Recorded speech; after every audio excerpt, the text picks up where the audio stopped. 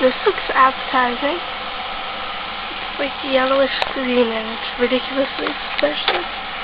I'm afraid that I'll start eating it and like twitching or turning purple or getting spots or growing limbs.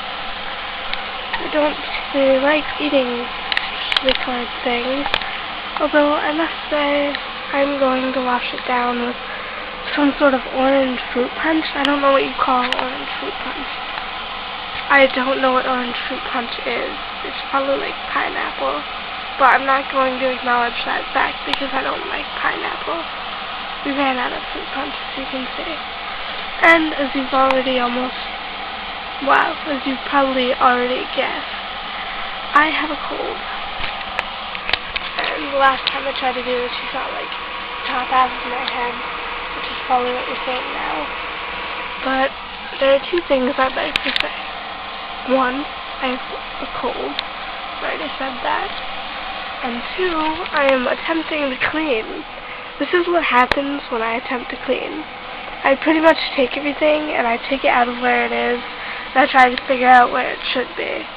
Which is why I have like these piles of sweatshirts and these bags of sweatshirts and blankets that I don't want or do not want to have sitting on the floor. I have a lunchbox, but the lunchbox has nothing to do with this. This backpack is full of other backpacks. This bag is full of sweatshirts. That one is too. So is that one. I have like piles of them. There's so many of them that I want to throw out. But I need to have like a certain number of hooded sweatshirts and this sweater sweatshirt and a jacket. I need a jacket. Jackets are important. But then I also have to like get rid of all the glasses and books. I have to put books away. I want to clear off my desk.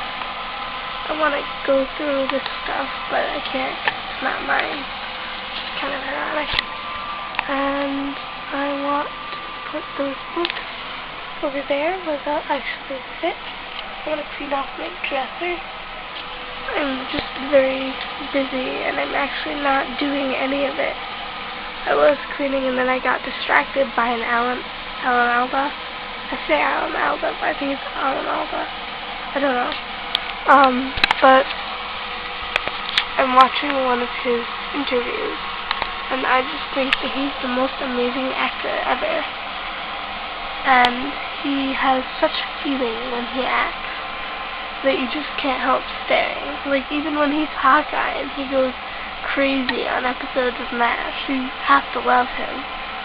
And I just wish that more people would listen to him and read his books or listen to them on audiobook, because I know he narrates at least one of them, or watch an episode of MASH and just observe the true genius at work. It's just like you were talking about actors that people like, and I really like him, so I thought I'd say something. I made a thread about helpful tips for writers.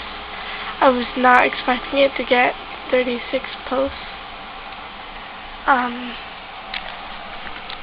was expecting everyone to ignore it and be like, shut up, Rose, you're such a grammar freak. But the truth is that, although I haven't thus far in this video, I usually stop in the middle of my sentences and worry over whether whatever I just said was using proper grammar or not, as I just did. And I tend to do that quite a bit, and I have to ask people to help me when I'm writing, because sometimes I'm like, that sounds right to me, but I don't talk properly, speak properly, see?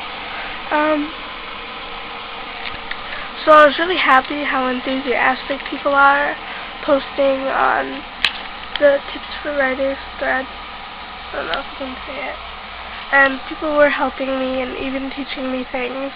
Like apparently, where is it? I was doing the wrong thing when it came to quoting titles. Like I underline titles and I italicize short stories and quote movie titles and poem titles. But I do it wrong apparently because, oh boy, I don't know her name, Ms. Mace. I'll just say her username, Ms. Mace, told me that titles for short stories should be underlined. Poems should be italicized. Book titles should be quoted and underlined. So people were teaching me things such as the proper use of semicolon, and I was teaching them things like what I knew about semicolons and the different words that they use and how they confuse them, which can be really easy. Like your as in you are, and your as in something that belongs to you, or two as a number, or two with one O, or two with two O's. Things like that just can get really confusing, and I don't look down on people who don't use proper grammar. I look down on people who don't try to use proper grammar. Like, if they're writing and we tell them, oh, well, you should just try to write it like this and it'll be fine. And they don't do it, and they tell us to stop commenting because we're not complimenting them and telling them how amazing they are. Well, then I don't really like that, and it just makes me want to edit it and be like, here, it goes like this, do it. I tend to be a bit of a grammar freak, but I just want to help people be literate, and when they don't try, and when I see 30-year-old people who can't spell, I get kind of irritated, and I feel kind of depressed. I mean, don't you want to know how to use the language that you have been raised speaking? I don't use it when I'm speaking, but at least I use it when I'm writing, and I put effort into what I write. And I want to be a writer. I'm not good enough, but I try, and I enjoy it, and I write something that I hope is interesting to other people as well as myself. And I worry over it, and I think about it constantly, and I rewrite it, and I reword it, and I edit it, and I have people criticize me, and I take that criticism and I use it if I can use it, or I ask them how to use it, and I figure out what to do to make it better, and I keep going, and usually, yes, I don't finish. Well, no, I don't ever finish what I'm working on, but I write it well. I put effort into it. And if you're not going to put effort into it, even if you keep writing, even if you finish your story, it will never, it will never get anywhere, and you will never accomplish anything with your writing unless you put effort into it. And if your editor has to sit there and laugh at you because you're not using English the way English is used, if you're submitting some illiterate piece of writing that they have to spend 18 hours working on just to fix it, if there's something that's just beyond salvaging, do you think you're going to get anywhere? Do you really think that someone who can't write or who won't try to write will get anywhere? If you think you can do it, and if you put effort into it, and if you think very hard about what you're doing and how you're going to do it and how you're going to write it and whether or not it makes sense and whether or not it's descriptive and good, if you put effort into it and you try, you will do something that comes out well. And if it doesn't come out well, then you keep trying and you figure out what's wrong and you fix it. And that, my friends, is how you write.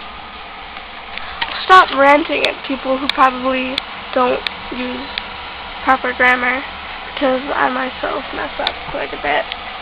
And I'll try to point the camera at myself without just getting the top of my head this time, as I usually do.